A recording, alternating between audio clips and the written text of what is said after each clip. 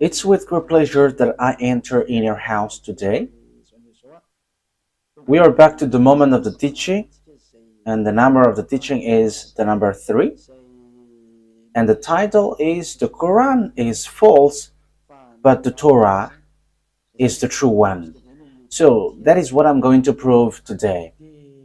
So again, I am happy to greet all of you. Okay, let me adjust my clothes. Yeah, this is something that I have to do um, at the beginning of the teaching so that your eyes are not bothered. Your eyes and your, what else? Is there another things than eyes? Okay, Yahushua bless you all. It's the ambassador of Yahushua Elia who enters in your house now. So it's the teaching number 3 that you are following. Okay, let's go. Elia is going to explain that the Quran is false, but the Torah is absolutely true. So why we chose this title? Why I chose this title? Because the book of Quran criticize and blame the truth of the Torah. They say that it is wrong, it is being changed, and so on and so forth. But that is what Elia is going to bring. That are all wrong. So let's say that what they have said is true. So why they should wrote that wrong thing in their book, the Quran? That is not logical at all. So how can you write something wrong in your book? Doesn't that mean that the Quran is false? False double times, because you have wrote something wrong. And if you say we got the truth, so show that truth. But the Sefer Torah is always a Sefer Torah, and there is nothing like wrong or true, but it's only one. And Elia has one. That's why I am saying that. So that is something that I have to tell you that first. And having the Torah, the result is people who follow the book of Torah of beloved YAHVAH never sin anymore. They never sin anymore. They don't know how to do bad things anymore. They don't know how to sin anymore. So that is the most wonderful thing with that true God. They become people who never sin anymore, which Quran is not able to do. But the book of the God of Abraham, the Torah, it's only that. Who can do that? Because it's in there that who point out YAHOSHUAH, the son of Mary, and those who follow YAHOSHUAH, the son of Mary, never sin anymore, and they are washed away from their sins. They don't know how to commit sin anymore. And that is the program of the God of Abraham. So that people never sin anymore. So that people don't know how to sin anymore, and they are saved completely, because it's that sin which made the face of the God of Abraham hidden. Whether you are Christian, fake Christian, or Muslims, whoever you were, as long as you are sinners, you cannot get along with that God of Abraham. That is the true one. That is the truth. So that is the first introduction. If it is something that wrong according to you, Muslim, why do you write it in your Quran? It is something that has mistakes, so how can you write it there? So you are now has 2 mistakes. But now Elia is arrived here to prove that there is nothing wrong in the Torah, but yours is false. Okay, let's carry on. We're not going to talk about the details like mistakes in words, but we're going to come into that. But there is no words, no mistakes in the words. But that is the thing that Elia is going to explain, the truth of the words and the fulfillment of the words in the book of Torah, the Sefer Torah of the Jews. Let's start it from the story of Abraham and to the end of the story of Abraham. And who has got the agreement? Who has received the agreement? And the children, their children. I'm going to explain that to you first, and after I give you the chapter and verse in the Torah. I'm going to give you first a chapter and verse in the Torah to tell you that there is no mistakes in there, but it's in harmony. because Muslims say this it's false because they want to talk about Ismail. They want to say that Ismail is the ancestors of all Arabs, and when they are pulling that Ismail thing, they started to blame the Torah, and they say it's the Quran which is the true one because Ismail came from that, and Ismail is the chosen one, not Isaac, and that's why they blame the Torah and they value the Quran by saying this is the this is the absolute truth. But you haven't heard about the story, that story, except in the Torah of Jews, and you cannot deny that. So if the Torah of Jews, where you find that true story, how can you just blame like the Torah is false? And that's why I say if the Torah is false, you should not take, you shouldn't have take something wrong. And if you say you got the true one, show the true one. But Elia has the true one. If you have got the Torah, you should have been washed away from your sin and you never sin anymore. However, that doesn't exist in you, in Quran.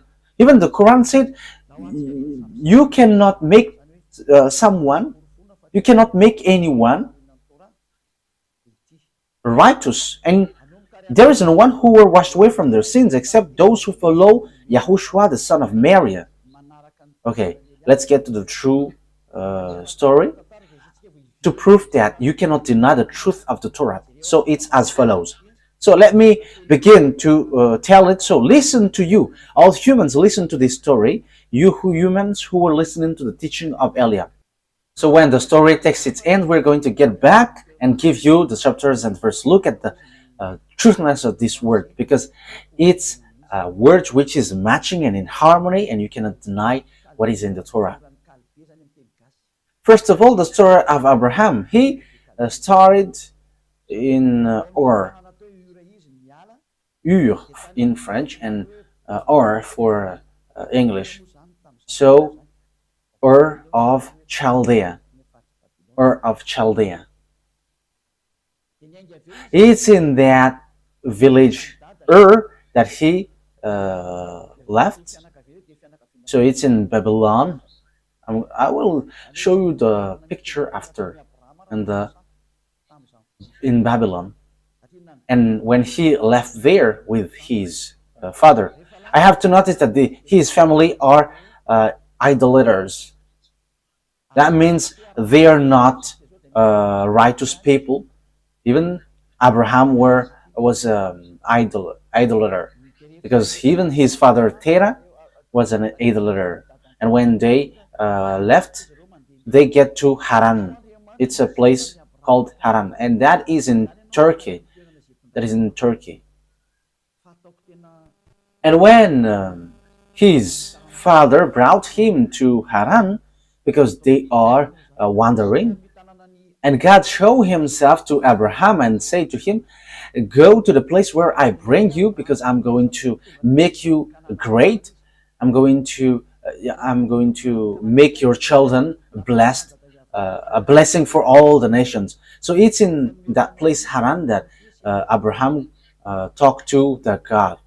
And Abraham went and he reached to the Canaan land. And when he reached there, Father YAHVAH showed him that Canaan, and Father YAHVAH said, I have given this place to you and to your children. Yeah, there was no precision at that time. Which children? Because Abraham gave birth to two sons. One is Isaac and one is Ismail.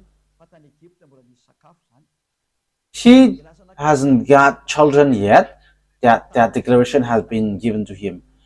And after they went to Egypt, because there was a terrible famine and there is nothing that they can eat. But in Egypt they can find something to eat. So Abraham went to Egypt and he found Hagar there, because he went there in Egypt.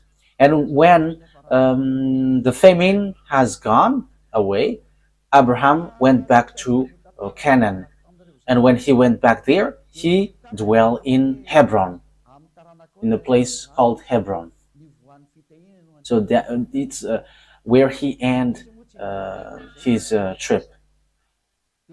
So when that story that that I have told you was finished, God said, "It's through your children that all the blessing for all nations will come." But he hasn't got children yet at that time. So he was like, "Who will receive that blessing? However, I am already old." And Sarah took Hagar at that time, and she said, "Because we cannot have children, and we got a slave woman, so have children, have a child with her, and when you got child from her, is going to inherit." So Abraham asked God, "Let Ismael be alive in you to get that inheritance, as you have told me that it's through my children that all the blessing will come up." So Father YAHVAH said, "No, your son Ismael is not going to inherit, but it's through your son, your own son, Isaac, that all the blessing for all the nations will come from." So that is a conversation between God and Abraham. So when time has come, Isaac was born. Yeah, because Ismael was already born before. And it's Isaac that God. Okay, wait.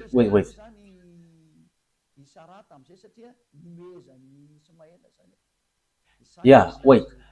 As Isaac grew up, so there was like circumcision and things, and Sarah was really angry because Ismael loved Isaac with that preparation. So Sarah was angry, and she said, "Kick this slave woman and her son out, because the son of this slave woman cannot inherit with my son." And Abraham was so sad hearing that word. However, God said to Abraham, "Obey to what Sarah said, because it's only in Isaac, it's only the children through Isaac that my my agreement goes through."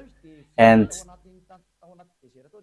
that's how Abraham kicked out Hagar and Ismail. And when they wander, they get to Beersheba, and that is a desert, and they were lost in the desert. But God saved them, and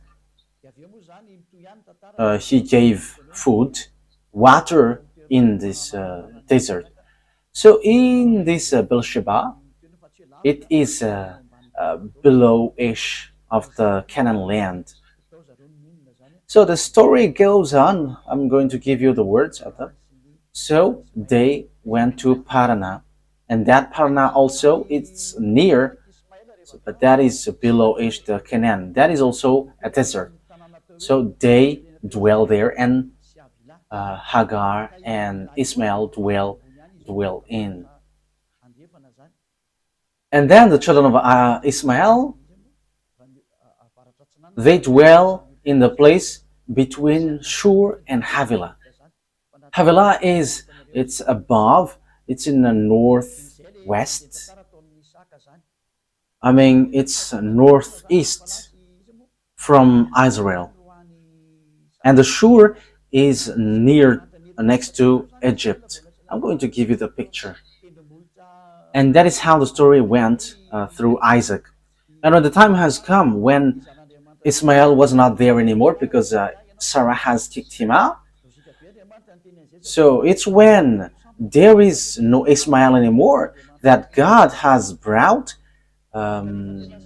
Isaac in a mountain to test Abraham. Okay, kill your son if you like me. So it's logical that God did that because he wants to make sure, as Abraham was an idolater, if he dares.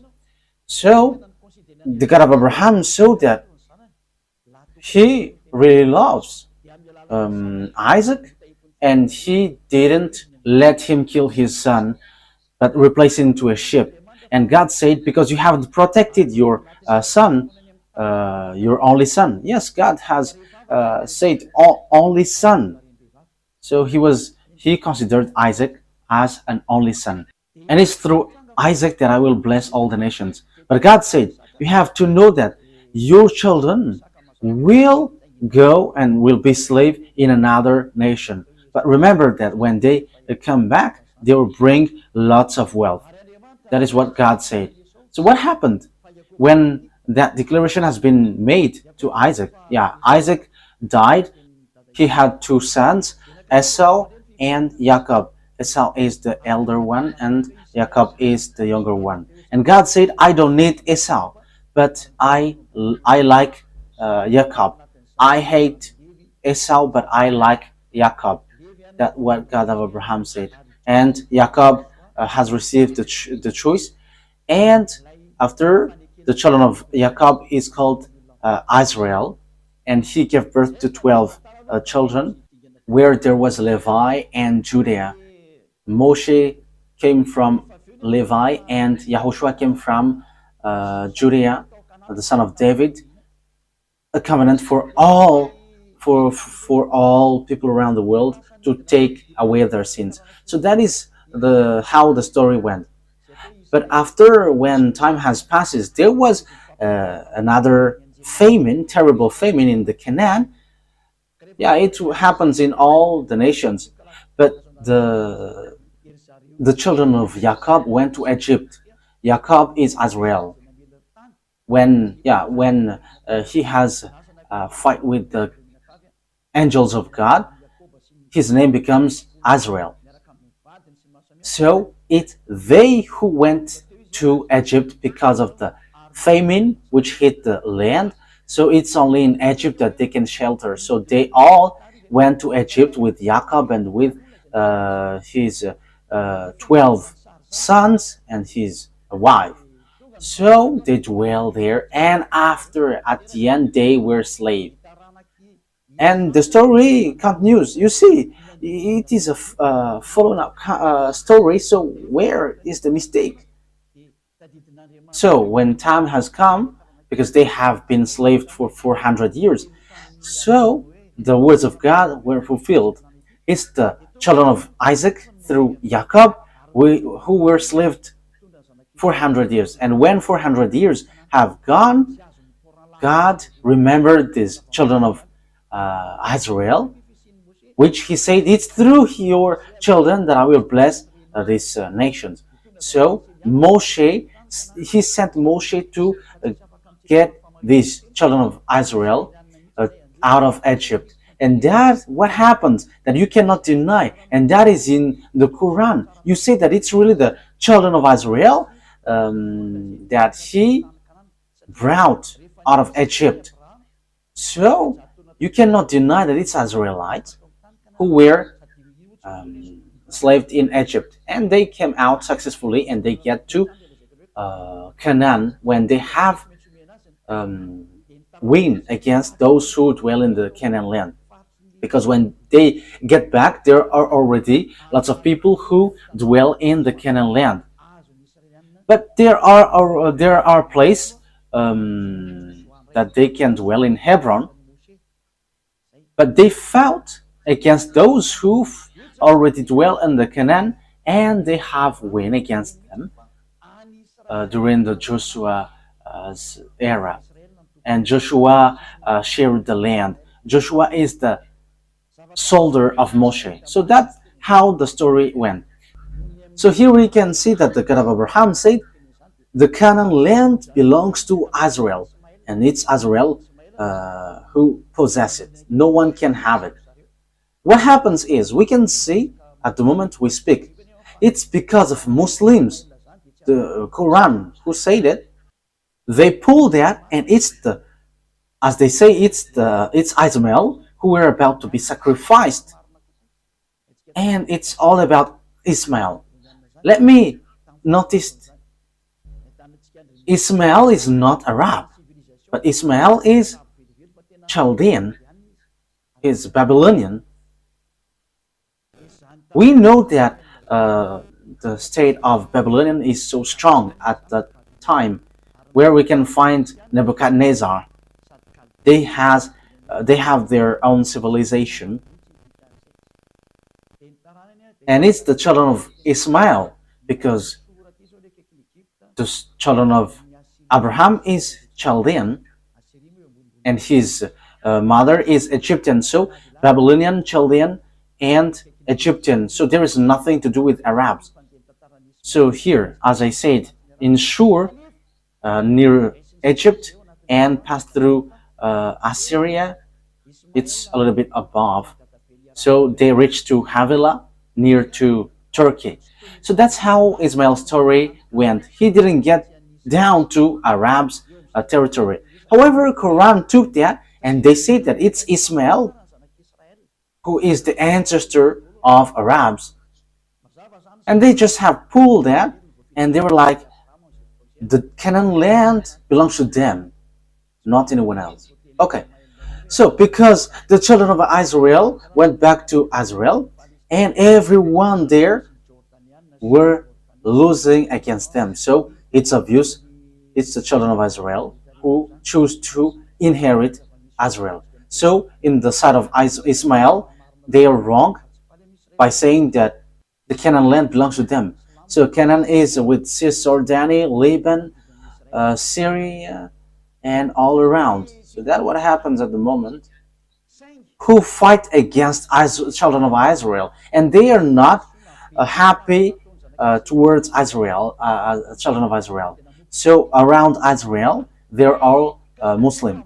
Okay, let's continue the story. However, when there is a great mistake that children of Israel did, they have worshipped idols. They have worshipped Baal, and Father YAHVAH was really angry, and Father YAHVAH scattered them around the world. So he sent Nebuchadnezzar to destroy Israel, and Israel was completely destroyed, and they were captives. Lots of people attacked them, like Arabs, Greek, and Roman, and we know the story later that there was also Hitler who attacked and destroyed Jews, and so on and so forth. So Israel was really destroyed. However, later, that YAHVAH remembered his word. Even though Father YAHVAH scattered them because of what they have done, Father YAHVAH said, I always remember what I said to Abraham. So Father YAHVAH has bring them back to Israel in 1822. So everyone knows about that. Those who have learned history and geography, they know that the Jews were gathered and established in their land in 1822. So the question is now, why they were brought back to their land? Because that is the words of God of Abraham, whose name is YAHVAH. And when they were brought back there, Jeremiah the prophet said, protect them like a shepherd protect their flocks. So NATO, American, has protected them when they reach Canaan. And that is what happens at the moment. And Palestinians cannot touch them. Palestinian who becomes Muslim. So Muslim cannot touch them. That's what happens. I cannot say Arab Muslim because they're not Arabs, but they become Muslim. That's what happens. People around there are Muslim, and they're Palestinians. They're also Jordanian. It's in Cisjordania.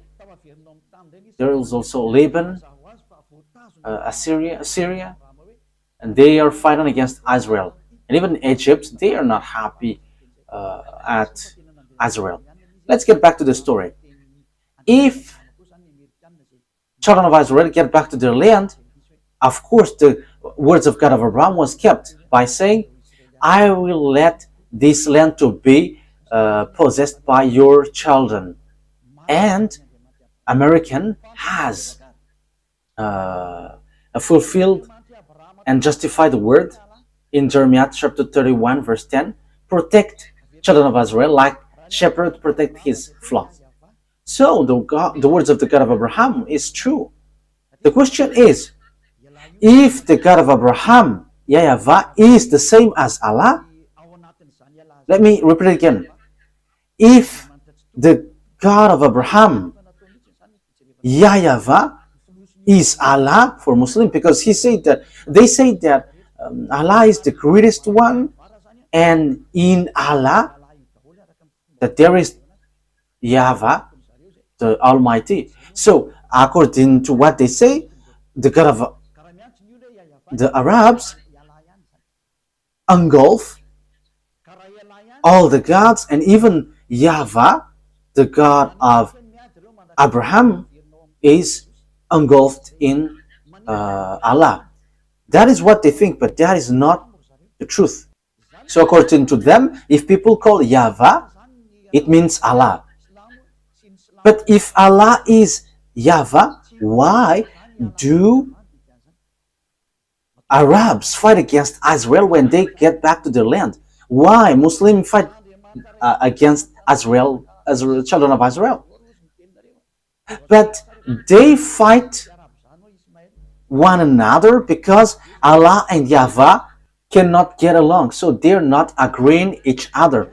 So if these two descendants, children of Israel and Arabs, has only one God, I will explain after that. Ismail is not Arab.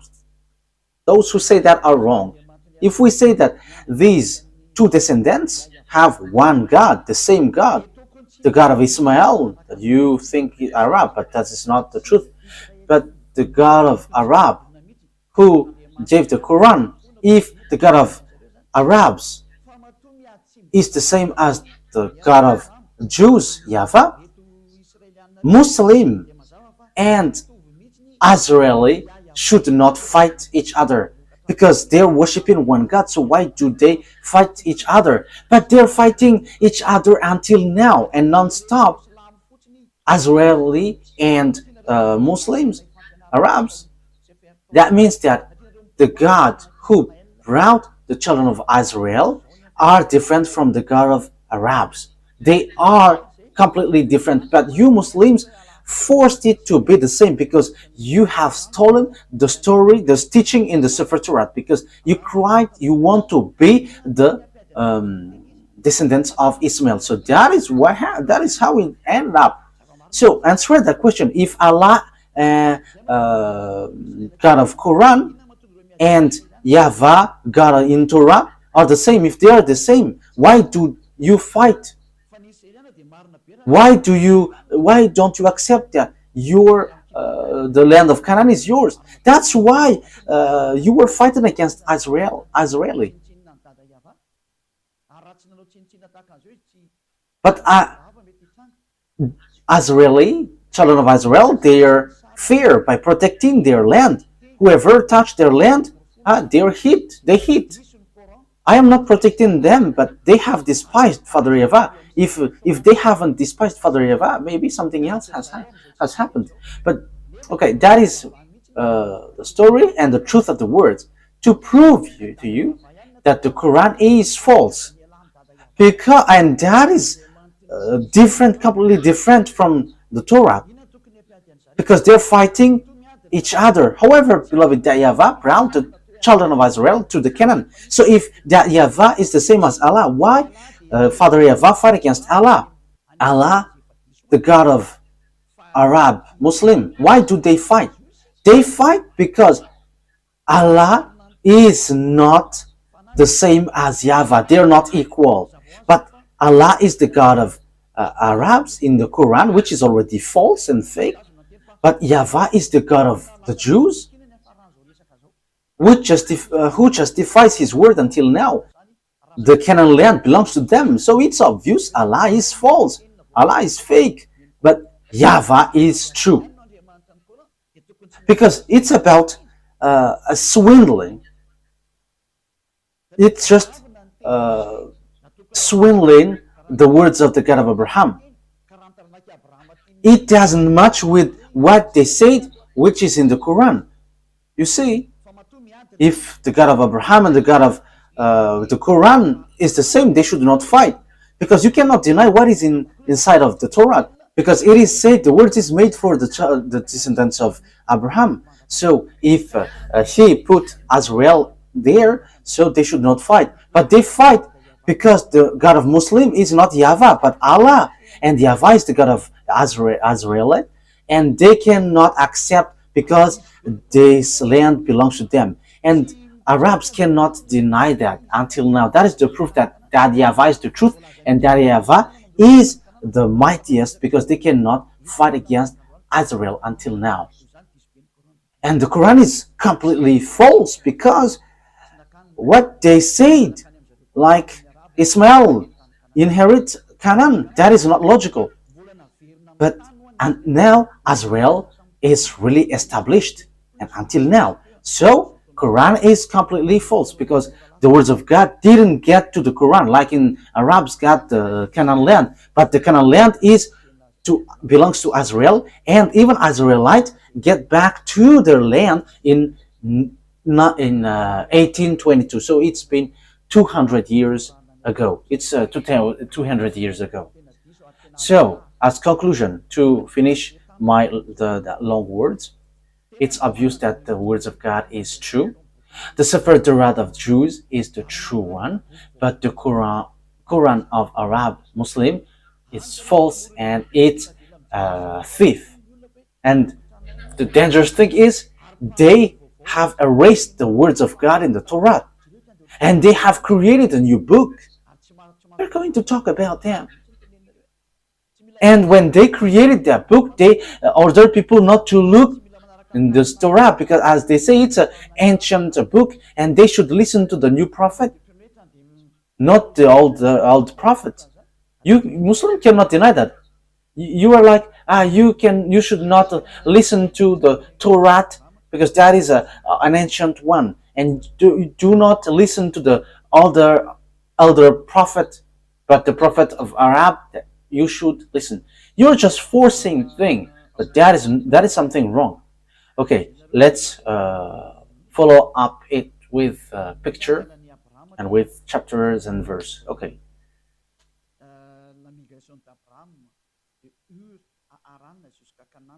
Okay, I'm going to show you pictures, and it's after then that you... Okay, here is the way of Abraham. The migration of Abraham to Haran until Canaan. So it's with this red line that he went through. Yeah, make it in a full screen, because it is cut. Okay, move it to the right, move it again. Okay, that's it. So it gets to I.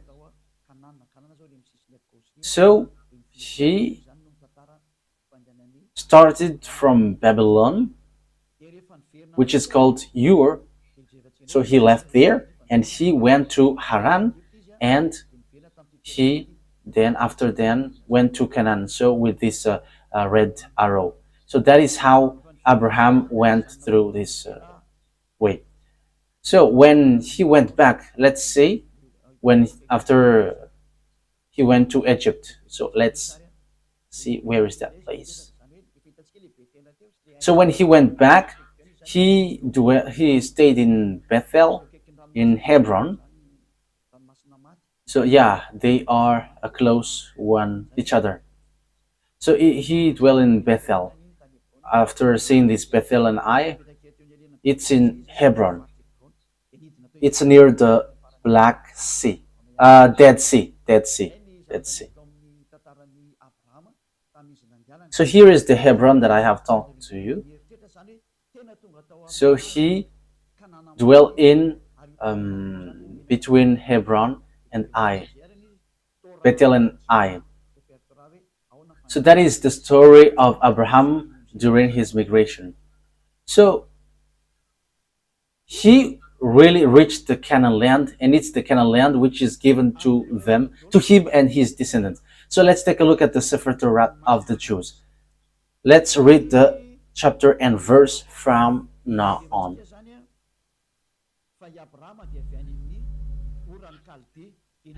So you can take down this chapter and verse to explain the true words.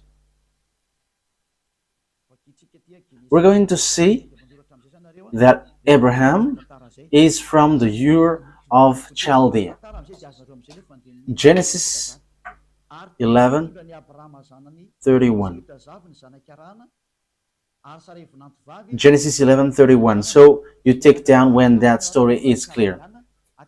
Yeah, it must be told as story so that you understand well the thing. Terah took his son Abraham, his grandson Lot, son of Haran, and his daughter-in-law Sarai, the wife of his son Abraham, and together they went out from Ur of the Chaldean to go to the Canaan. But when they came to Haran, they settled there. So that is what I have shown to you. So Haran is next to Turkey. So that is it. Okay. So when Abraham get to Haran, Father YAHVAH called him to get down to the place which is given to him, which is the Canaan. So let's read Genesis 12 verse 1 to 5. Genesis 12, 1 to 5. YAHVAH had said to Abraham, "Go from your country, your people, and your father's household to the land I will show you. I will make you into a great nation." So 1 to 5. "And I will bless you, I will make your name great, and you will be a blessing." So you will be a blessing. So it's through his descendants that this world will be blessed. "I will bless those who bless you, and whoever curses you, I will curse. And all people on earth will be blessed through you." So that is blessing for the people around the world. So Abraham went as YAHVAH had told him, and Lot went with him. Abraham was 75 years old when he set out from Haran. He took his wife Sarai, his nephew Lot, all the possessions they had accumulated, and the people they had acquired in Haran. They set out for the land of Canaan. They arrived there. So they went to Canaan as the picture I've shown to you before. I think that's clear. I think that is already clear for all of you. So they went to Canaan. They reached Canaan according to what God said. "I'm going to bless you here, and it's through your descendant that I will bless all the nations." And beloved, YAHVAH said that it's the descendants of Abraham who will inherit him in this Canaan land. But there is no precision at the time which of his descendants, because he hasn't given birth yet. So we can see that in Genesis 12:8, that we can see God has given declaration that it's through your descendants that I give this land. So 12:7, YAHVAH appeared to Abraham and said, "To your offspring I will give this land." So he built an altar there to YAHVAH, who had appeared to him. So Father YAHVAH said, "This land belongs to your offspring, your descendants." So which one of the descendants of Abraham owns the land? But let's the story goes. Let's see another story. So according to what I have explained to you, after there was famines at that time, and they went to Egypt. Abraham went to Egypt. It's in Genesis 12:10 that we can find that, and it's in Egypt that they were with Hagar, and they made Hagar as their slave servant. Genesis 12:10. Now there was a famine in the land, and Abraham went down to Egypt to live there for a while because the famine was severe. So Abraham went to Egypt, and they met Hagar, as servant for both for this couple. Let's carry on. So how the story continues to explain that. Abraham came back and he dwelt between Bethel and Hai. So he went back to Israel in Bethel. Between Bethel and Hai. We have shown you on the picture. So let's read that on Genesis 13, 1 to 3. Genesis chapter 13, verse 1 to 3. So Abraham went up from Egypt to the Negev with his wife and everything he had, and Lot went with him.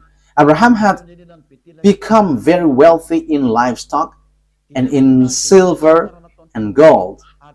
From the Negev, he went from place to place until he came to Bethel, to the place between Bethel and Ai, where his tent had been earlier, and where he had first built an altar. There Abraham called on the name of YAHVAH. Now Lot, who was moving about with Abraham, also had flock and herd and tent. So now it says that they went between Bethel and Ai. That is what I have told you just earlier. And at the end they went to Hebron. At the end they went to Hebron. It's in the verse 18 that we can find that. Genesis 13:18. So it's where he ended up his trip in Canaan. So Genesis 13:18. So Abraham went to live near the great trees of Mamre at Hebron, where he pitched his tent. There he built an altar to YAHVAH. So God's words affirm that he dwelt in the Canaan land, and he sent Abraham to wander in the Canaan land to see the length and the width, looking on the eyes. But this land is yours. Yes, the land is so wide. The land where Cisjordanian, Palestinian, and Lebanon, it belongs to them. To Syria. Yeah, the land of Israel is so vast. But Muslim has seized it. When they are attacked by Muslim, yeah, they become Muslim Arabs. Yeah, when we are talking about them, it's Arabs, but it's not the case. Yeah, it's a huge topic about the Ismail. That is a huge topic. Okay, let's carry on. I have shown you the picture of Hebron. Now, who is going to possess the Canaan land? That is the question that we are going to ask. Which descendants will possess the Canaan land? You may say, I am fast. I have explained to you, and now I'm just giving you the chapter and verse. However, I am still explaining and get back to the story. So this is the one who will possess the Canaan land according to the chapter and verse. Genesis 12, 6 to 7. Abraham traveled through the land as far as the site of the great tree of Moreh at Shechem. At that time, the Canaanites were in the land. YAHVAH appeared to Abraham and said, "To your offspring I will give this land." That's it. So the one who will be given that Canaan land is the descendants of Abraham. But which one of the descendants of his descendants? In Genesis 13:12, we're going to read that. Genesis chapter 13, verse 12. We're going to read. You may say, yeah, it keeps repeating. Yeah, that is not a problem. It's an emphasis. Abraham lived in the land of Canaan, while Lot lived among the cities of the plain and pitched his tent near Sodom. Now the people of Sodom were wicked and were sinning greatly against YAHVAH. So the children of Israel dwell in the land of Canaan. So we're going to see what is the words of Father YAHVAH about this land. Well, whose land is where Abraham dwelt. So Genesis chapter 13, verse 14 to 17. Abraham said to Abram after Lot has parted from him, "Look around from where you are, to the north and south, to the east and west." So it's in Hebron. Look around from where you are, to the north and the south, the east and west. All the land that you see, I will give you and your offspring forever. So, the land of Canaan is given to the offspring of Abraham. But who's going to possess this? So, let's read on verse 17. Go, walk through the length and breadth of the land, and I'm giving it to you. So, he is sent to look around, go to see the land which is given to him. So that is a promise that YAHVAH has promised to Abraham. So it is well established that this belongs to Abraham. It's so wide, from north to south, to east to west. So everything that you can see, it belongs to you. The land is so wide, so huge. Okay, let's get to another situation. The question is, who among the descendants of Abraham that he has given birth, who will possess the land? But that is the problem until now. That's why this war occurs. That's why I told you, this God, Allah and YAHVAH, are not the same. Allah is the fake God of Muslim, for Arabs. I have told you, I have proved you how he is wrong. And I have given you also the God of Abraham, which goes through Isaac and Jacob. So let's continue the words. So whose descendants will possess this? Genesis 15. We're going to read the verse 4 first.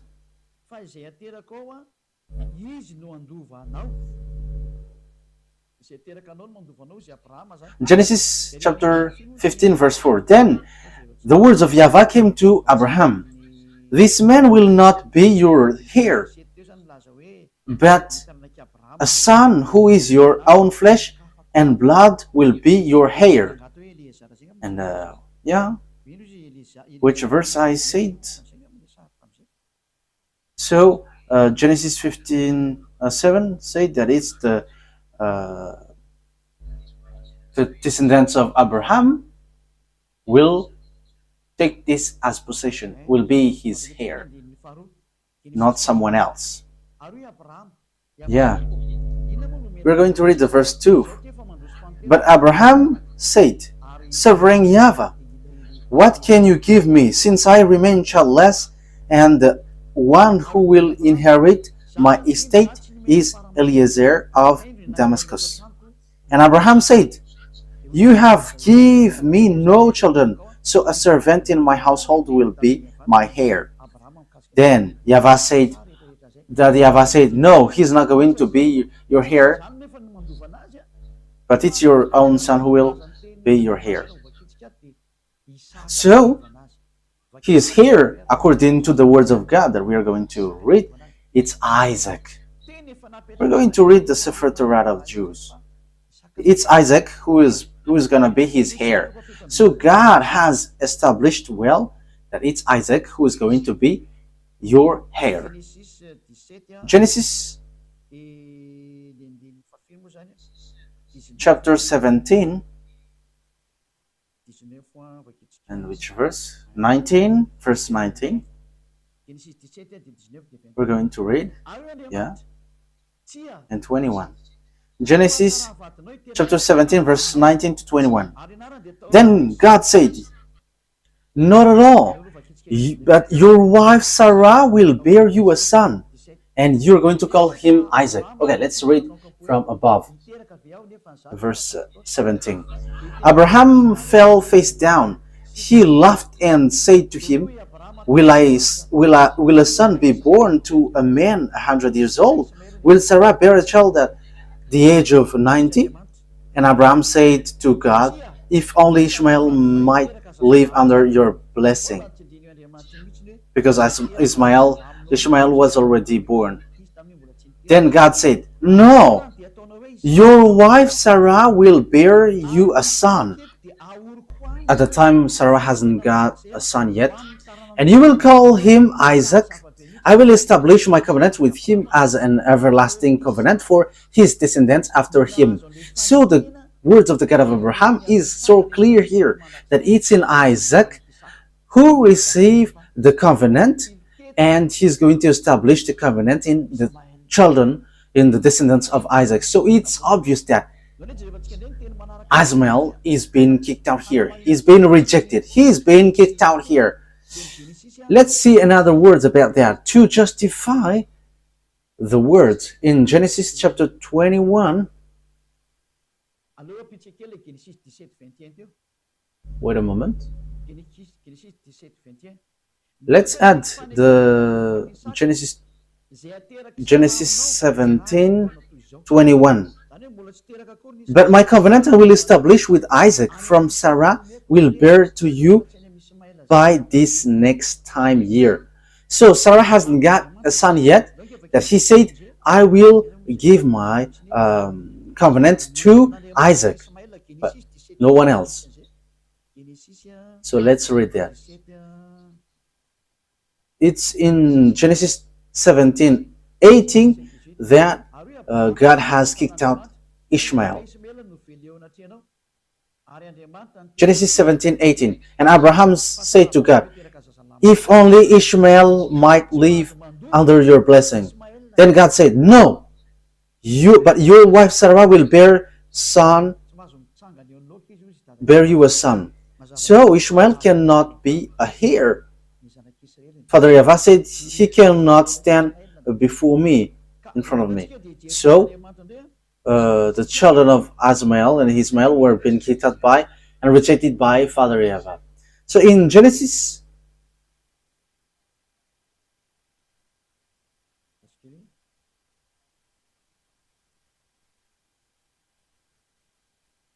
wait a moment.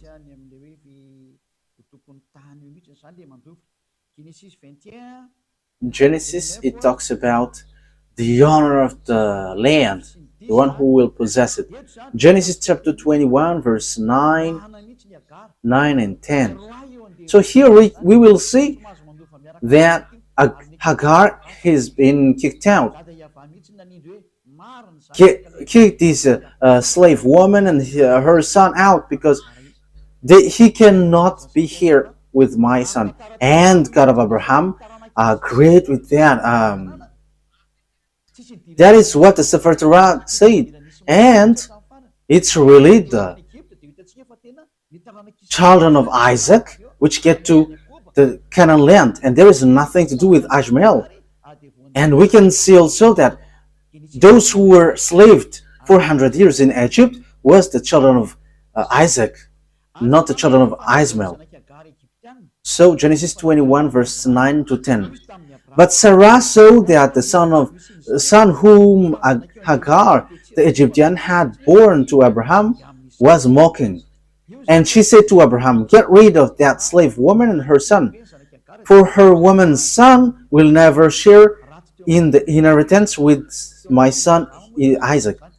Yeah, Ishmael laughed at Isaac, and Sarah was angry, and she kicked them out. But Abraham was not okay with that. But immediately the God of Abraham entered in stage by saying, follow that word because that is the true one.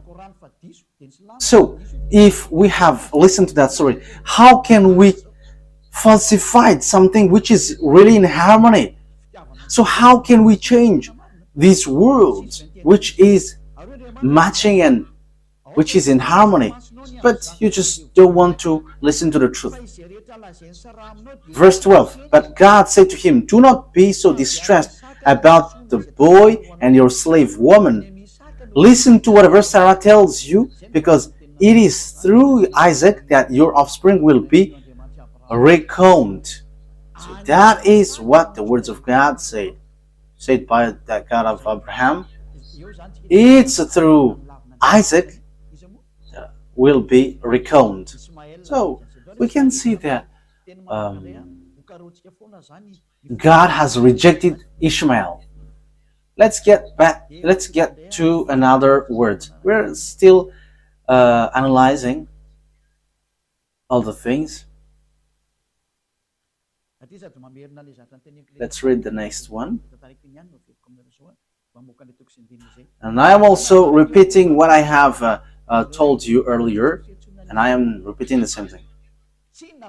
So that God said that Isaac is called the only son. So Ishmael is being excluded like two sons. But God said, your son Isaac, only son. Genesis chapter 22 verse 15. So here we can see, so here when Ishmael and Hagar were kicked out, God said, give me your only son, make him as a sacrifice for me. So it's when Hagar and Ishmael went away that there is this sacrifice. So Muslims with this Quran were wrong by saying that it's Ishmael that Abraham brought. That didn't exist in Torah. The Torah, which was in 2000 BCE, that doesn't exist in Torah.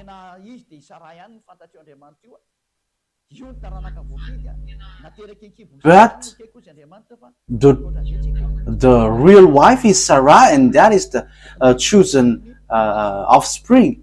And it's through his womb that I accept, and it's Isaac.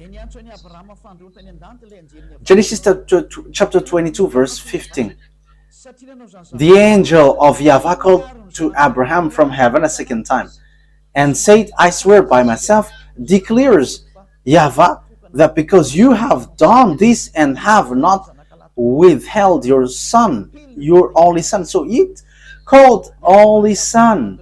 So it's only Isaac who is the only son of Abraham. So the God of Abraham, whose name is YAHVAH, has rejected and kicked out about Ishmael. And it's not in the dashboard of the God of Abraham. And according to the Sefer Torah of Jews, don't let him in. Yes, that is really clear. Let's get to another explanation, as I have given you earlier, but I'm giving it to you little by little. So God has given declaration. It's through the descendants of Isaac that all the blessing of all nations will come from. So the salvation, it's about the salvation for the people to become someone who never sin anymore. That is the meaning. So that they become righteous. So we can see that even the book, the one who wrote the book of Quran, he have asked for forgiveness. If you know the story, he was not sure yet if he will go to paradise or not. You have to. He's not sure yet if he will go to the heaven of heavens or not. You have to follow your book. But Elia, in our book, we say that we are sure 100% our way when we're with the God of Abraham, with YAHOSHUAH, the prophet, the last prophet in Jews he sent. Okay, let's read Genesis chapter 22 verse 18. And through your offspring all nations on earth will be blessed. Let's repeat that again.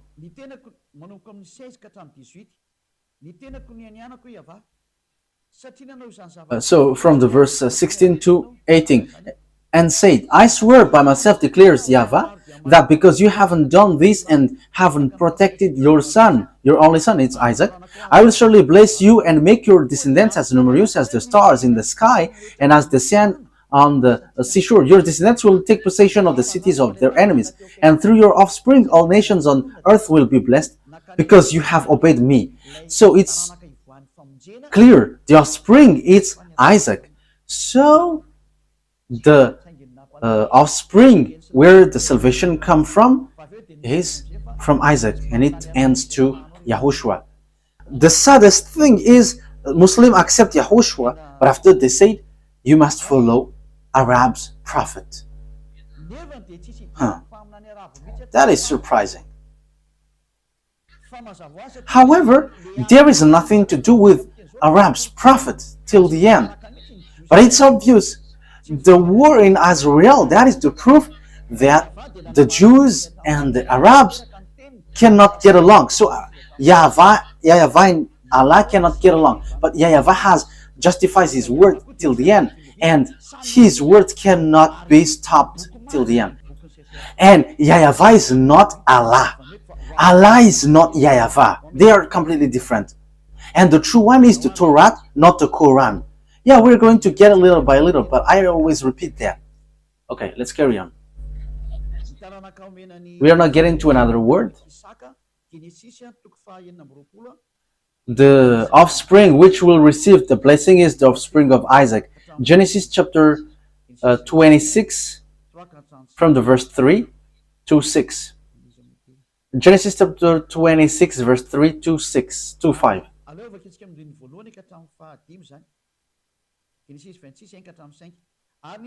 Let's start from the verse 1 to 5. Genesis 26, 1 to 5. Now there was famine in the land, besides the previous famine in Abraham's time. And Isaac went to Abimelech, king of the Philistines, in Gerar. And YAHVAH appeared to Isaac and said, do not go down to Egypt. Live in the land where I tell you to live.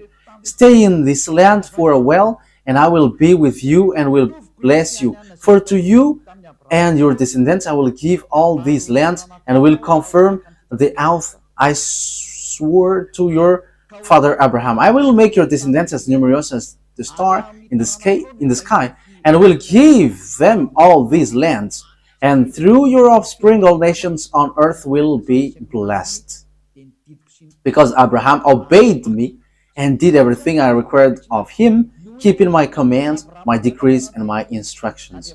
So here it's clear that as Abraham has obeyed well to his God, YAHVAH, so that YAHVAH has kept his word, I will bless him. So here Abraham told to Isaac in Genesis 26 again, Bereshit for Sefer Torah, in Sefer Torah. So the word is really clear here that the covenant of God went to Isaac, the blessing for all the nations around the world. So it comes from the offspring of Isaac. So there is nothing to do with Ishmael or Arabs. So Arabs are excluded till the end. So Arabs cannot get into this. Like there is no word which gets to Arabs. That doesn't exist. The Torah reject that till the end. That's why I say to you, what is in Quran is not logical. There is kinds of strong manipulation, because here it's your descendants who will be blessed, and that is in the Sefer Torah of Jews. So what kind of words which is being manipulated if we are listening? What kind of words which is being manipulated if we are hearing this story of Abraham? Even the whole word, the whole book, it's in harmony. There is nothing that you cannot touch or modify. So how can you Muslims say it in your Quran that there is falsified words? There is something which has changed there. What has been changed? Even there is a long words and which was in harmony. So what can you change? But let's carry on the words. Genesis, where have we left? Okay. So the blessing went to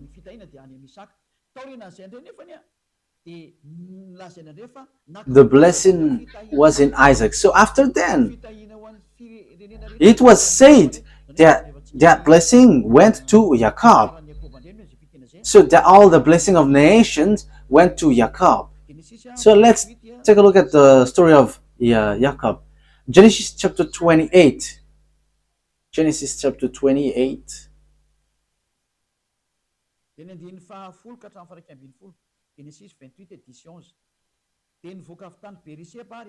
So Genesis 28 verse 10 to 11. Jacob left Beersheba and set out for Haran. When he reached a certain place, he stopped for the night because the sun had set. Taking one of the stones here, he put it under his head and laid down to sleep because it's already night. And he had got a dream, and he saw the angel of God going up and down. So in the verse 13, God, YAHVAH, has shown to him. There above it stood YAHVAH, and he said, I am YAHVAH, the God of your father Abraham and God of Isaac. So how can you say that this is falsified? It is really well established, God of Abraham and God of Isaac. So it's the book of the Jews, you cannot touch it. So it is said, I'm going to give you, Jacob, this land. Your descendants will be like the dust of the earth, and you will spread out of the west and the east, to the north and to the south. All the people on earth will be blessed through you and your offspring. So here, it's through your descendants that the all earth will be blessed. So here, there is no mistakes in the words of Father YAHVAH, but it is really matched in harmony. And it is said that it is made for the descendants of Abraham, went to Isaac, went to Jacob. So here, this is the sign which is given to you. Let's read that sign. Okay? Remember that the descendants of Jacob, which is called Azrael also. Okay, let's read that. In Genesis chapter 32, verse 39. So here, where the name Azrael comes up. What? Where is that?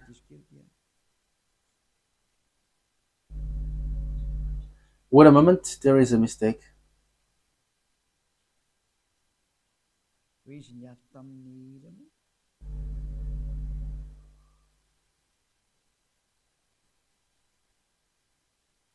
When he found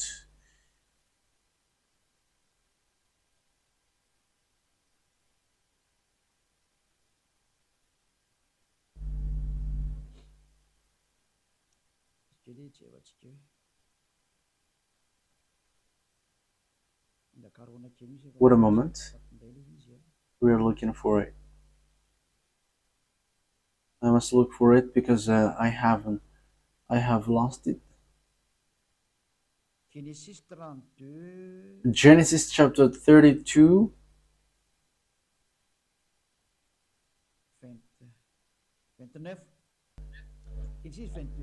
Verse 29. Genesis chapter 32, verse 28-29. Then the man asked him, "What is your name?" "Jacob," he answered. Then the man said, "Your name will no longer be Jacob, but is Israel, because you have struggled with God and with humans and have overcome." So God, the God of Abraham, has changed the name of Jacob into Azrael. So from then, Azraelites are called Azrael. So that is the children of Isaac, children of Jacob, children of Isaac, children of Abraham. So that descendants would be slaved in Egypt, according to the words of God.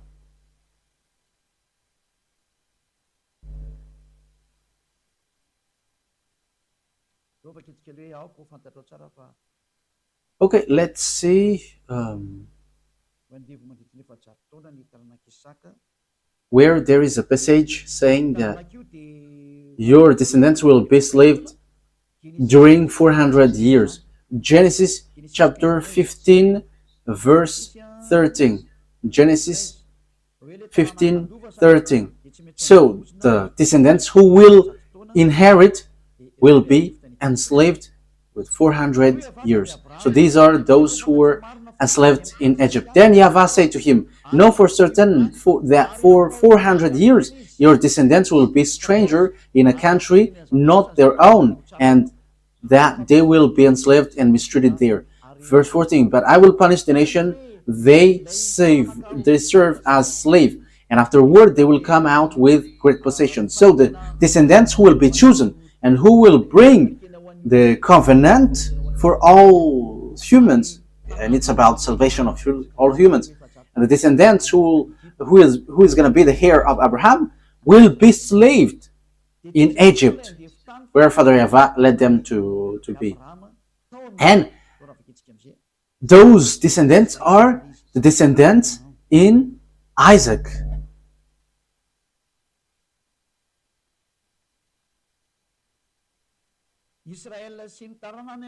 Azrael and his offspring were enslaved in Egypt according to Genesis chapter 46, verse Genesis chapter 46. Okay. Genesis chapter 46, verse 1 to 7. So Azrael set out with all that was his, and when he reached Beersheba, he offered sacrifices to the God of his father Isaac. And God spoke to Azrael in a vision at night and said, Jacob, Jacob. Here I am, he replied. I am God, the God of your father, he said. Do not be afraid to go down to Egypt, for I will make you into a great nation there. I will go down to Egypt with you, and I will surely bring you back again, and Joseph's own hand will close your eyes. Then Jacob left Beersheba, and Azrael's sons took their father Jacob and their children and their wives in the cart the Pharaoh had sent to transport him. So they went to Egypt, and they brought everything that they had in Egypt. Verse 6. So Jacob and all his offspring went to Egypt, taking with them their livestock and their possession they had acquired in Canaan. Jacob brought with him to Egypt his sons and grandsons, and his daughter and granddaughter, all his offspring. So everything that they had in Canaan, they brought it into Egypt. So it's obvious that Canaan belongs to them. So they were enslaved in Egypt. So you see, we went from Genesis 11 to 46. So the offspring to Jacob to Azrael proves the truth of the words of the God of Abraham. So which of them are falsified according to you? And you may say the Sefer Torah is being corrupted, and we don't need to listen to that anymore, and we have to listen to the new words in the Quran. You see, that is all wrong. However, when we dive into the story, the Arabs cannot get into this story because there is no blessing for Arabs in. Whether in the Quran, that doesn't exist, but they just force with this situation, and they were like, it's an ancient book, but now it's Quran. This is the new model. This doesn't work. That is to fight against the God of Abraham, and his name is YAHVAH, because that is his real name. We cannot say let's call him, but his real name is YAHVAH. Let's carry on the words. So they are the people who went to Egypt and they were enslaved there. Let's read the words of God about that. So the Azrael were suffered in Egypt. So in Exodus chapter 2,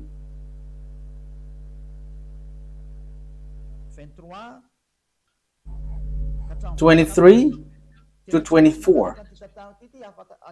So we must follow this story so that we know and we can see the mistake in the Quran, which despised and rejected the Sefer Torah of Jews, so that they can establish the prophet that they must follow. That is the reason.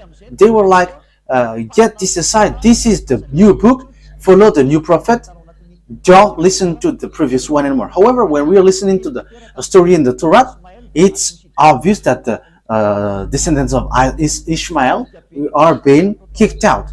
There is nothing to do with Arabs. So in the Quran, it's a trap just to reject the Sefer Torah of Jews, which is the word of the God of Abraham, YAHVAH. So That is unaccepted. That's why Eliah come to bring the glory of beloved YAHVAH back. Yeah, the teaching is a bit long. I'm not going to cut it until the words ends, because you're already listening carefully, listening to its end. Exodus chapter 2 verse 23 to 24. Genesis 2 23, 24. During that long period, the king of Egypt died. The Israelites groaned in their slavery and cried out. And their cry for help because of their slavery went up to God. And God heard their groaning, and he remembered his covenant with Abraham, with Isaac, and with Jacob. Now it keeps repeating the covenant in Abraham, Isaac, and Jacob. So there is nothing to do with Arabs. There is nothing to do with Ishmael, but that is just a made-up story, so that people don't follow the Sefer Torah of Jews, but will follow a fake God. And God looked on the Israelites and was concerned about them. And he remembered, this is the word that I have told to Abraham. So God has looked over them. So when it reaches more than 400, it's approximately 430 years. So the words was being fulfilled. Exodus chapter 12 from the verse 37. We're going to read it. Exodus chapter 12. Oh. Exodus chapter 12.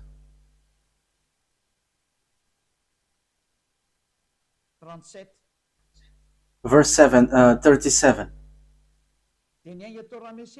The Israelites journeyed from Ramesses to Succoth. There were about 600,000 men on foot, besides women and children. Verse 40, where is it? Verse 40. Okay, let's read from here. Verse 40. Now the length of the time the Israelites people lived in Egypt was for 30 years. And at the end of the 430 years, they, to the very day of YAHVAH's division, left Egypt.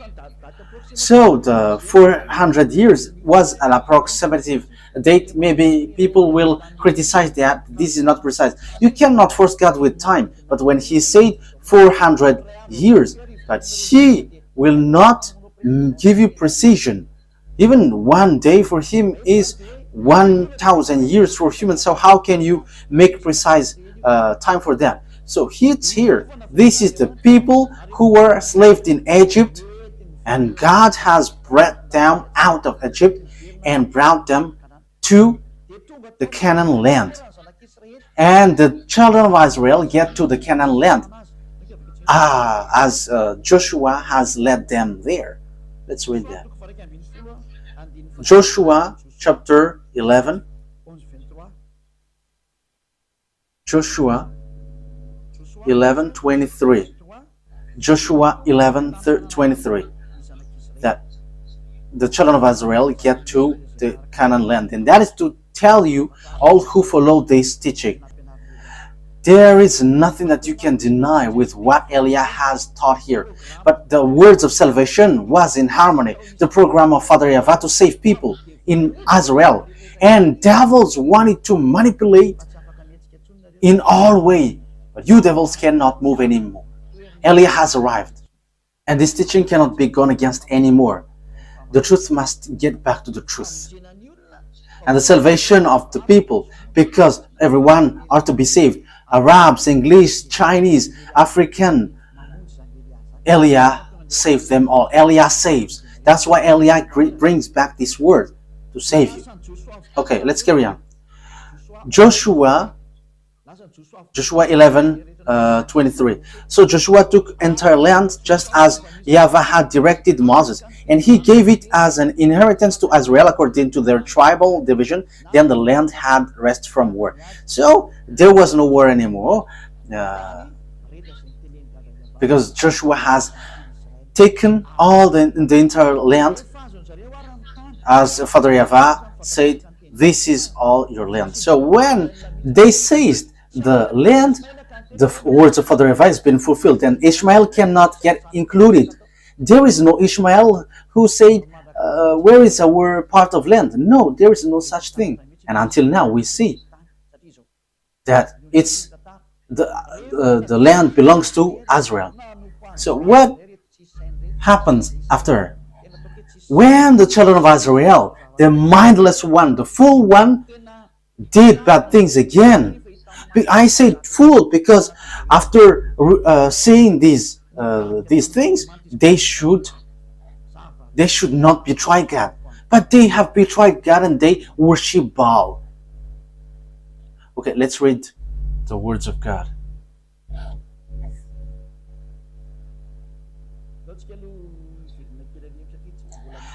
Now I would like to get back to the topic who was being sacrificed, because we have seen that the word is in Isaac and Jacob, and we're slaved in Egypt and we're brought back to Israel. So who is being sacrificed?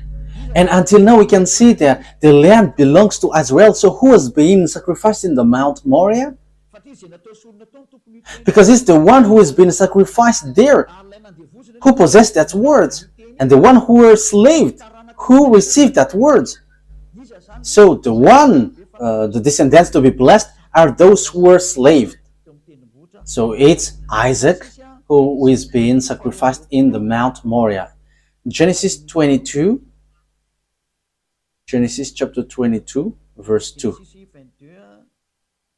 Genesis 22, 2. Then God said, take your son, your only son, whom you love, Isaac. So he is the only son. And go to the region of Moriah, sacrifice him there as a burnt offering on a mount I will show you. So that is what Muslims reject. So how can we reject that? But they just change it into Ishmael. If Ishmael was there, why they were not slaved in Egypt? And why the descendants of Ishmael were not slaved for 100 years? But there is no descendants of Ishmael, but they just pull it like they are the ancestor of Arabs. But Arabs, they are in the south. Ishmael is Egyptians. He is above there in Israel. So there is nothing to do in Arabs. So verse 16. So it's these descendants who receive. Okay, Genesis chapter 22, verse 16 and 17. We get back to this. And said, I swear by myself, declares YAHVAH, that because you have done this and have not protected your son, your only son, I will surely bless you and make your descendants as numerous as the stars in the sky and as the sand of the seashore. Your descendants will take possession of the cities of their enemies. And through your offspring, all nations on earth will be blessed. So, it's obvious the words is true. And the descendants of Abraham in Isaac, that there was the blessing. So, Isaac, it's in Isaac that all the words are fulfilled. So, it's Isaac who are being sacrificed. It's through the descendants of Isaac that all the nations are blessed. So if Ishmael died there, for example, it should be the descendants of Ishmael who should be slaved. But there is no children of Ishmael who were being enslaved. But it's the descendants of Jacob. So it's obvious that the one who was about to be sacrificed in Mount Moriah was Isaac. So Ishmael is rejected. Arabs are rejected. The Quran is fake, false. There is nothing true in that anymore with this truthness. So let's see that these they have worshipped idols. Oh, where was that? Because we know the story about the salvation for all people, YAHOSHUAH. It comes from this offspring.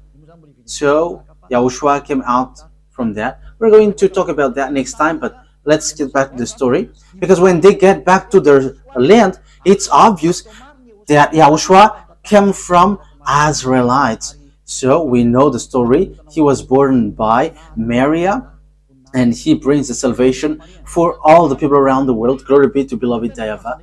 Glory be to YAHOSHUAH. But children of Israel sinned, and they end up by being scattered out of their hand. Because Father YAHVAH said, if you broke my law, I'm going to scatter you. Leviticus chapter 26, and also we're kind of ending the word. Verse 14, 15. Leviticus 26, 14, 15. But if you will not listen to me and carry out all these commands, and if you reject my decrees and abhor my law and fail to carry out my commands and so violate my covenant, then I will do this to you. I will bring on you sudden terror, wasting disease and fever and so on and so forth. Okay, let's read on verse 33. Okay, let's start from the 32. Okay, 31. If you don't obey my law, this is what I'm going to do to you. Leviticus chapter 26, verse 31 to 33. I will turn your cities into ruins and lay waste your sanctuaries, and I will take no delight in the pleasant aroma of your offering. I myself will lay waste the land, so your enemies who live there will be appalled. I will scatter you among the nations. I will draw out my sword and pursue you. Your land will be laid waste, and your cities will lie in ruins. So I'm going to make you lose against your enemies. So that is what Father YAHVAH said, because they have worshipped Baal. So judge.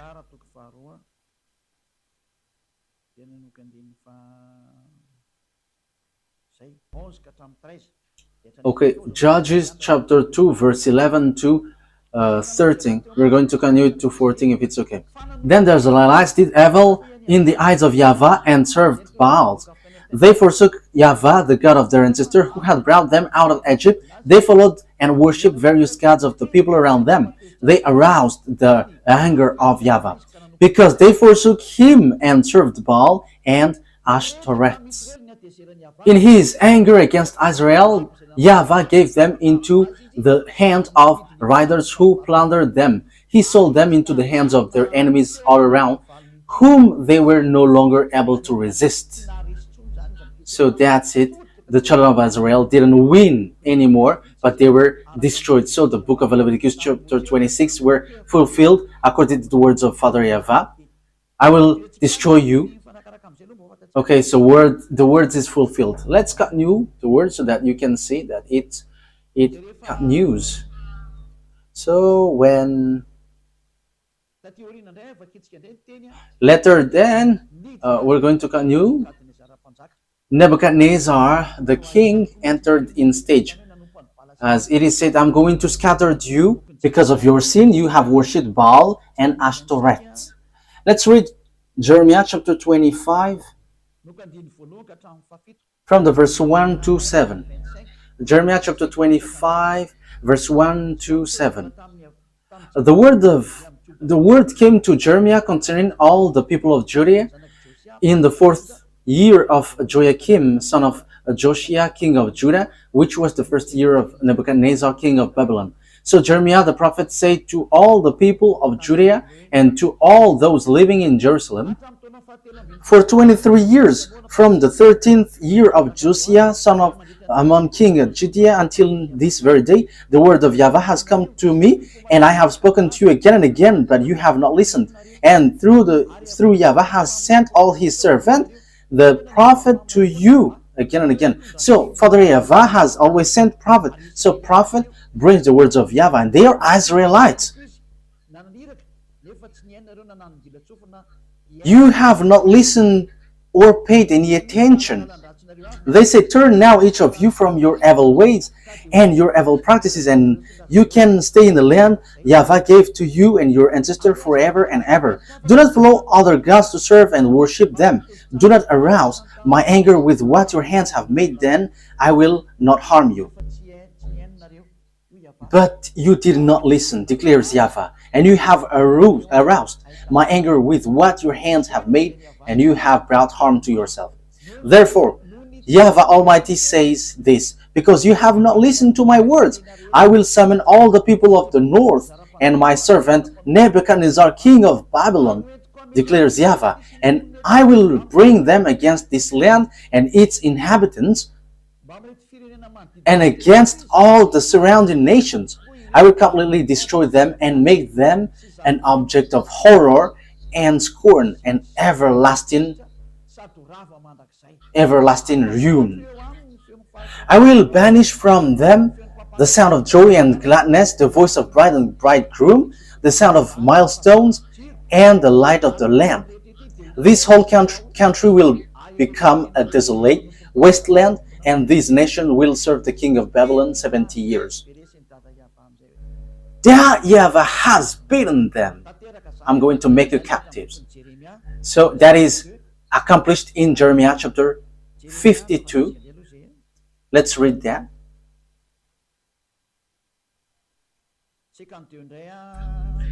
Jeremiah chapter 52,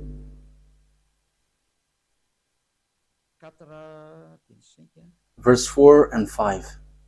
Jeremiah chapter 52, verse 4 and 5. So in the 9th year of Zedekiah's reign, on the 10th day of the 10th month, Nebuchadnezzar, king of Babylon, marched against Jerusalem with his whole army.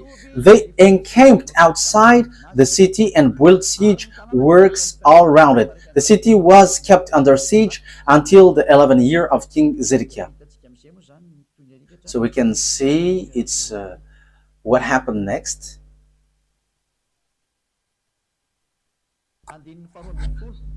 Verse 12. 52, verse 12 to 14. On the 10th day of the 5th month, in the 19th year of Nebuchadnezzar, king of Babylon, Nebuzaradan, commander of imperial guard, who served the king of Babylon, came to Jerusalem. Verse 13. He set fire to the temple of YAHVAH, the royal palace, and all the house of Jerusalem. Every important building he burned down. The whole Babylonian army, under the commander of imperial guard, broke down all the walls around Jerusalem. Nebuzaradan, the commander of the guard, carried into exile some of the poorest people and those who remained in the city, along with the rest of the craftsmen and those who had deserted the king of Babylon. So Babylonians have made children of Israel captives. So the words of the beloved YAHVAH has said, I'm going to make you escape. I'm going to make you captive. So the words of beloved YAHVAH cannot be gone against. So you who are listening, don't fight against him. YAHVAH is different. But Father YAHVAH remembered, because they were scattered, because from then Israel were attacked by people and they were destroyed again. But Father YAHVAH remembered his word to Abraham, and he has made declaration in Jeremiah, the prophet Israelite prophet. He said, "You who have scattered Israelites, gather them back to their land and protect them as a flock." So that has been fulfilled in 1822, and American and NATO protect them now. That is being fulfilled, and the words of prophet is again true. Jeremiah chapter 31, verse 10. Now the words of Father YAHVAH has repeated, I will always give their land. Hear the words of YAHVAH, you nations, proclaim it in the distant coastlands. He who scattered Israel will gather them and will watch over his flock like shepherd.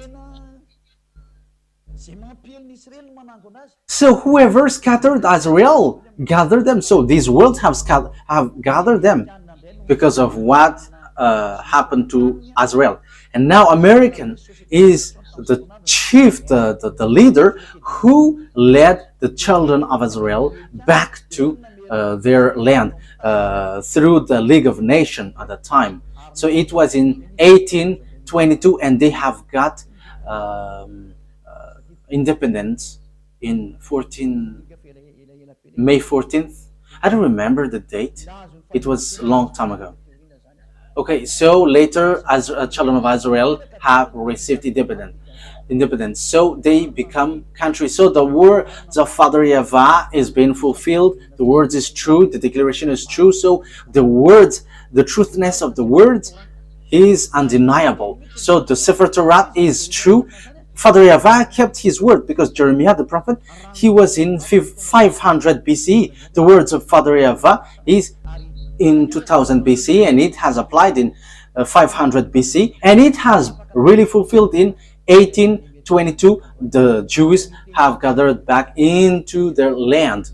So that is really fulfilled. Jeremiah 31:10. Who can fight against that YAHVAH?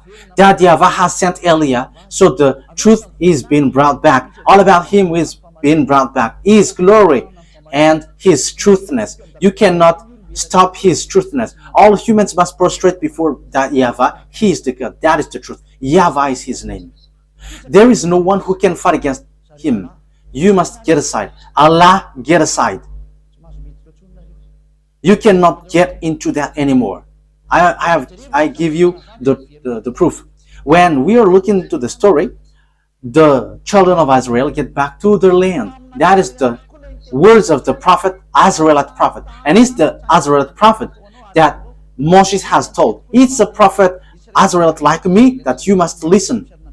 So the words of the prophet Jeremiah has been fulfilled. The children of Israel get back to their land. So who among you can say that the words of the prophet of Arabs or English or Chinese has authority?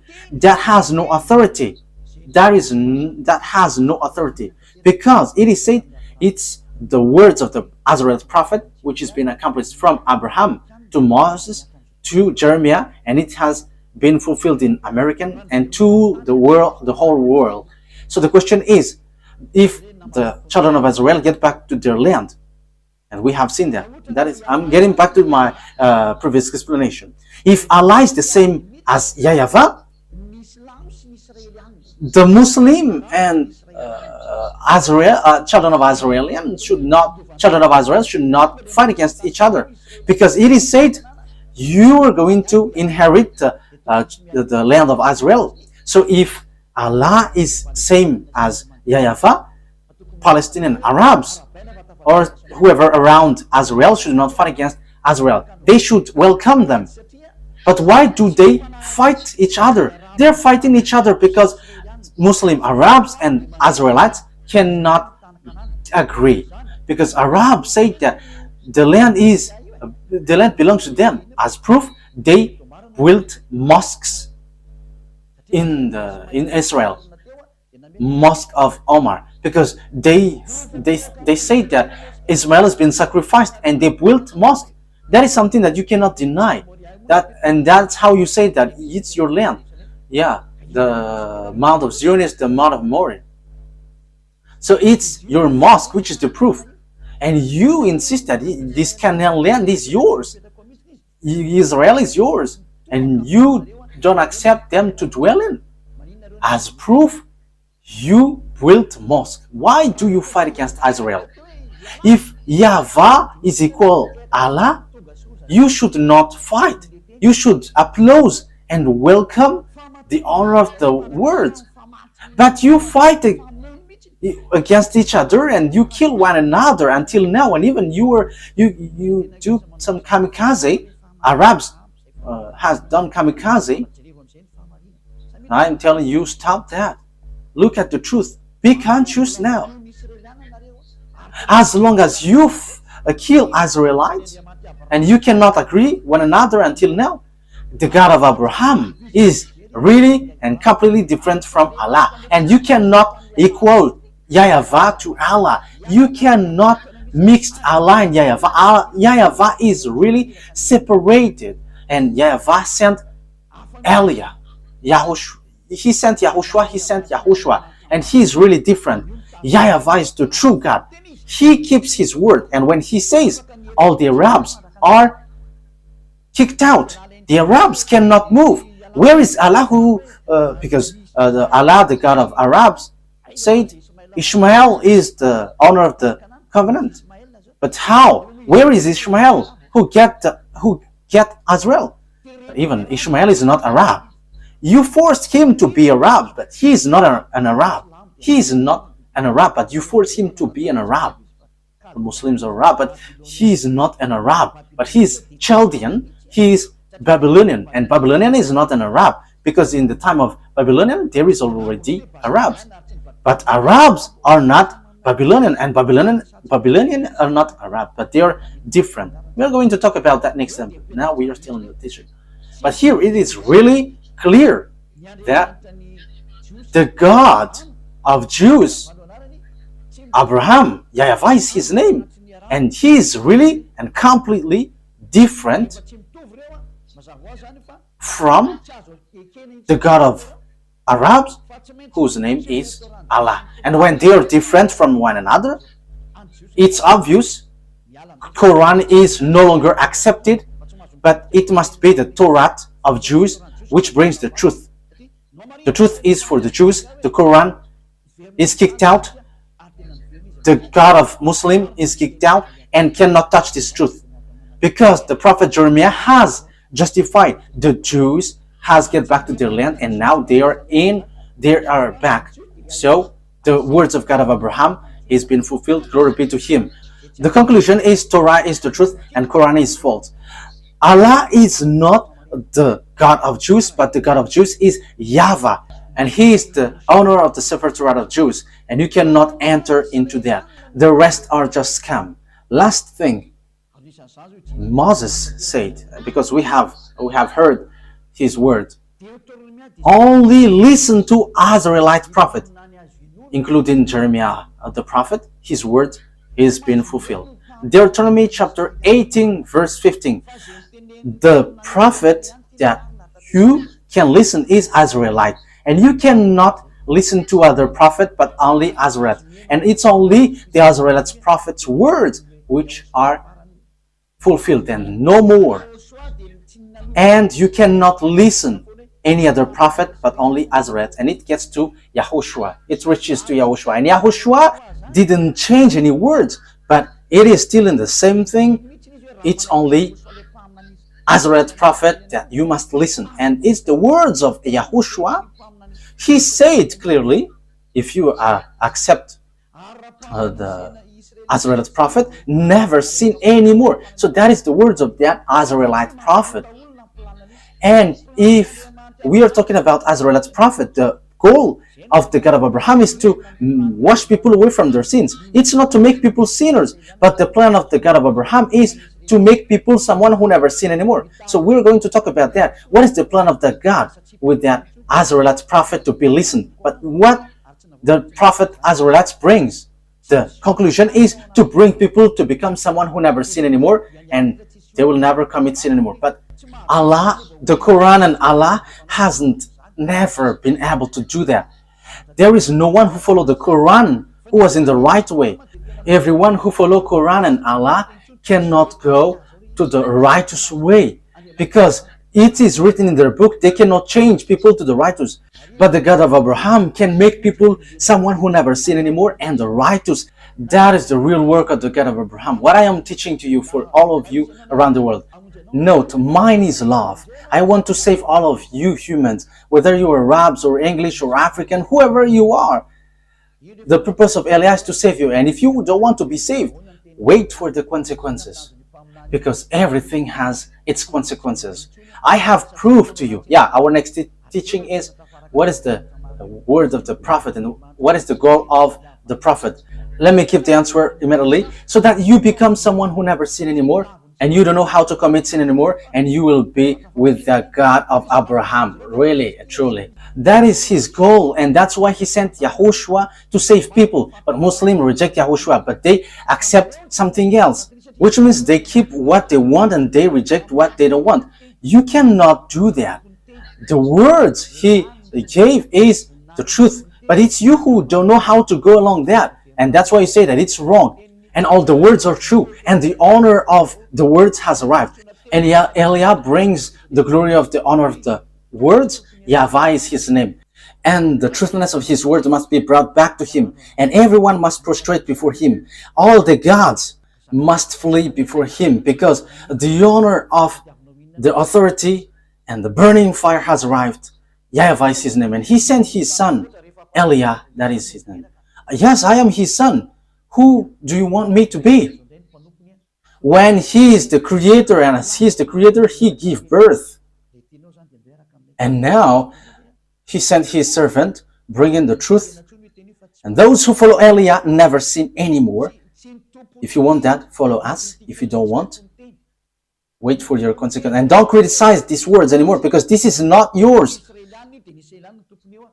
It's not you who are not the honor, who will criticize the honor of the word. But this belongs to Israelites, and we are the honor of the word, because we are already living being someone who don't know how to sin anymore. And when we don't know how to sin anymore, that is the truth. Okay, that is it. Yahushua bless you. The explanation was really clear that what the Quran has done is scam, because they took the words in the Quran, but the rest they destroyed. That is not good. But in the Torah, there is no mistake. There is no single mistake.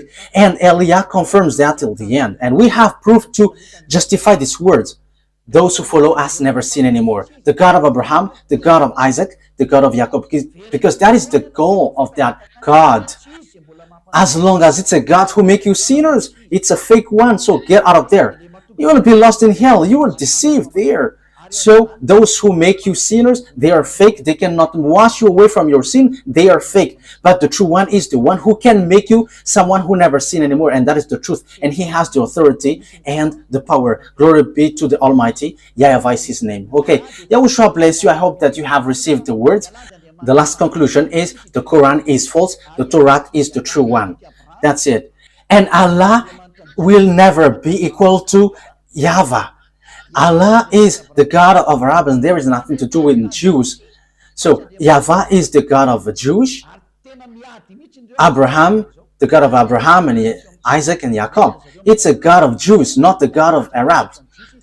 And now they are fighting each other because the Jews get back to their land, and now they are fighting until now. So Allah is not the God of Jews, and YAHVAH is not the God of Arabs. But YAHVAH is the God of Jews, and Allah is the God of Arabs. YAHVAH has the Sefer Torah, but Allah has the Quran. They cannot get along. It's a foolishness and stupidity for those who get them along, but they have their own. But once you get to the Sefer Torah, we must enter in stage, because that belongs to our dad, so we will never accept that. And the goal of that Sefer Torah, the purpose he sent all the prophet, is to make people someone who never sin anymore, and that is being fulfilled. Glory be to the Almighty. That is all about love. We arrive to bring love, but if you don't want to receive the love, the disaster will come to hit you. It's already here. That's why we are saved. I am saving you.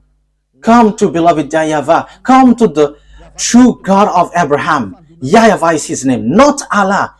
YAHVAH never gets along with Allah. That is all lies. YAHVAH is really different, and even he fight against Allah. However, Allah cannot fight against him until now, because his word is now being accomplished now until now. That's why come to YAHVAH. He is the true God, and follow YAHOSHUAH. He sent because he is the Savior. Let's pray together. Thank you very much, beloved YAHVAH. Glory be to you forever. I have brought the proofs, and I have brought the truth. There is no words which can go against your truthness. And it's the responsibility of Eliah to explain to people around the world about the goodness of your word, because everything that you have said and you have written in your Sefer Torah are true, and that cannot be shaken, because that has been fulfilled until now. That those who are selected to go to the eternal life, let them hear and listen and see this teaching and these words of Eliah. Glory be to you, beloved YAHVAH. Respond to my prayer, respond to my call every day. You will protect the words and the teaching and the declaration. In your name, Yahushua, that I make all the prayer. Hallelujah. Amen. So that is our meeting for today. Yahushua bless all of you. See you on the next teaching. Goodbye.